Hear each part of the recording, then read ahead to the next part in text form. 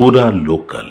ఈరోజు రాష్ట్రంలో మరి అనేక రకాల అంశాలు, ప్రతిపక్షంలో ఉన్నప్పుడు ఒక మాట, అధికారంలోకి వచ్చిన తర్వాత ఒక మాట. ముఖ్యంగా ఫోన్ ట్యాపింగ్ కేసు చాలా భయంకరమైనటువంటి కేసు. ఫోన్ ట్యాపింగ్ విషయంలో ప్రతిపక్షంలో ఉన్నప్పుడు ఇదే రేవంత్ రెడ్డి గారు సిబిఐ దర్యాప్తు డిమాండ్ చేశారు.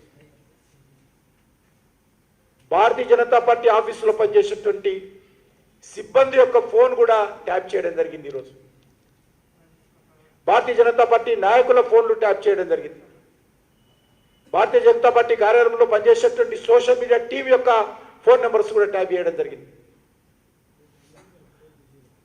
ఈ ప్రభుత్వము హైకోర్టులో చెప్పినట్టు హైకోర్టు యొక్క జడ్జీల ఫోన్లు, వ్యాపారస్తుల ఫోన్లు, సినిమా నటుల ఫోన్లు, ప్రతిపక్ష పార్టీల నాయకులు కార్యకర్తల ఫోన్లు, ఎన్నికైనటువంటి ప్రజాప్రతినిధుల ఫోన్లు కూడా అప్పటి బీఆర్ఎస్ ప్రభుత్వం ట్యాప్ చేస్తే ఇప్పటి వరకు కాంగ్రెస్ పార్టీ ప్రభుత్వము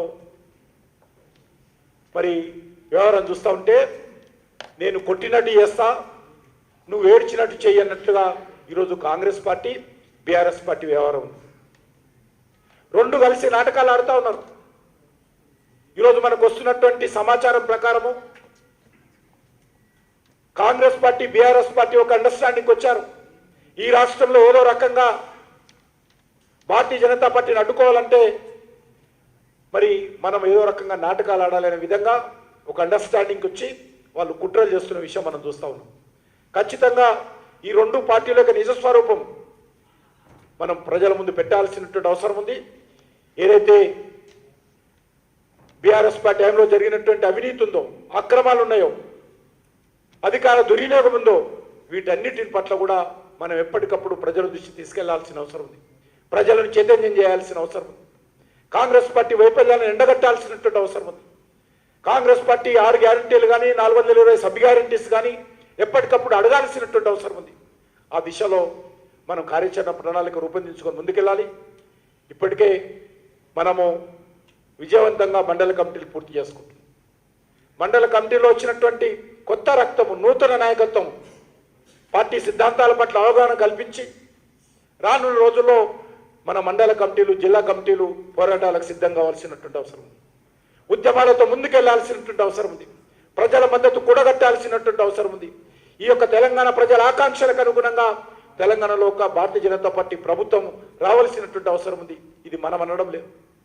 ఈ రాష్ట్రంలో ఎవరిని కలిసినా, ఏ తెలంగాణ ఉద్యమకారుడిని కలిసినా, ఏ తెలంగాణ విద్యావంతుడిని కలిసినా, ఏ తెలంగాణ కళాకారుని కలిసినా, తెలంగాణకు సంబంధించినటువంటి ఏ ప్రభుత్వ అధికారి, ఉన్నతాధికారులను కలిసినా కూడా ఒకటే మాట, ఈ రాష్ట్రం రక్షించాలంటే ఈరోజు భారతీయ జనతా పార్టీ రావాలి.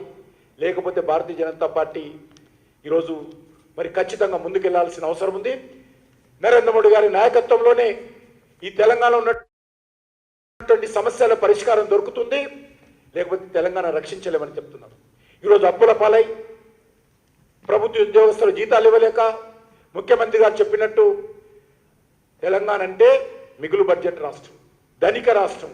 ఈరోజు ముఖ్యమంత్రి గారు చెప్పారు, ఎవరు నమ్మటం లేదు, ఎవరు కూడా ఈరోజు తెలంగాణ ప్రభుత్వాన్ని విశ్వాసం లేదు, ₹1 అప్పు పుట్టడం లేదంటే ఎవరి పాపం అని అడుగుతా ఉన్నాను.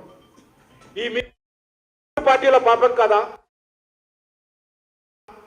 అనేక సంవత్సరాలు పరిపాలించినటువంటి కాంగ్రెస్ పార్టీ, ఆ తర్వాత వచ్చినటువంటి 10 సంవత్సరాల బీఆర్ఎస్ పార్టీ, ఇప్పుడు సంవత్సరాలుగా పనిచేస్తున్నటువంటి కాంగ్రెస్ పార్టీ యొక్క మీ పాపాల కారణంగానే, మీ యొక్క అవినీతి కారణంగానే, కారణంగానే,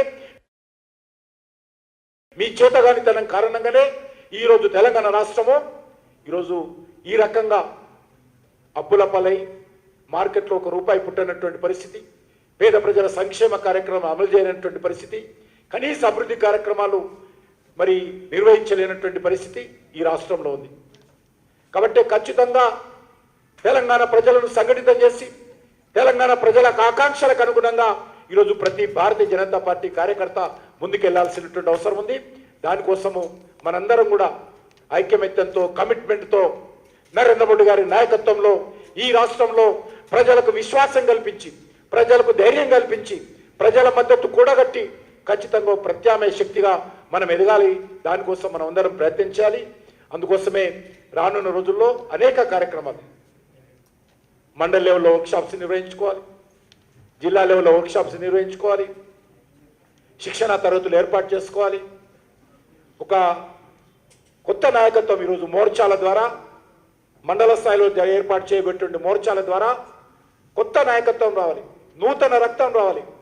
గ్రామీణ ప్రాంతాల్లో ఉన్నటువంటి బడుగు బహిర్వర్గాల నుంచి, రైతు కుటుంబాల నుంచి, గ్రామాల్లో ఉన్నటువంటి యువకుల నుంచి ఈ యొక్క మోర్చాలలో నాయకత్వం కల్పించి వాళ్ళ ద్వారా ఒక కొత్త నాయకత్వాన్ని ఈ తెలంగాణ రాష్ట్రంలో భారతీయ జనతా పార్టీ ద్వారా అందించి ఖచ్చితంగా మరి తెలంగాణ ప్రజల కోసం మనం అనేక రకాల ఉద్యమాలకు మనం వెనకాడవలసిన అవసరం లేదు.